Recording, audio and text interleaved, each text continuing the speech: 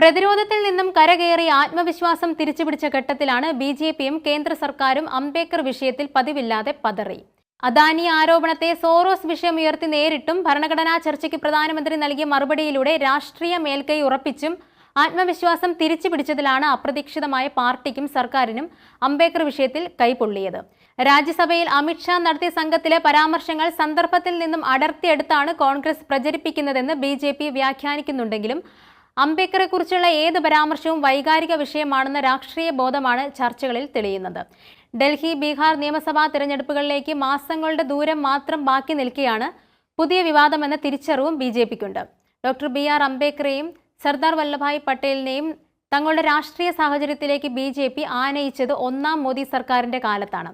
കോൺഗ്രസ് ആകട്ടെ ഈ അവകാശവാദങ്ങളെ രാഷ്ട്രീയ ചരിത്രം ഉയർത്തി ഖണ്ഡിക്കാൻ ശ്രമിക്കുന്നുണ്ടെങ്കിലും ഫലപ്രദമായ പ്രതിരോധ വ്യൂഹം ചമയ്ക്കാൻ കഴിഞ്ഞിട്ടില്ല. ദളിത് രാഷ്ട്രീയത്തിന്റെ പതാകവാഹകരായ BSPയും മായാവതിയും ദുർബല സാന്നിധ്യങ്ങളായതോടെ ബിജെപിയുടെ പ്രചാരണ തന്ത്രങ്ങൾക്ക് പ്രായോഗികതയും വേഗതയും കൂടി.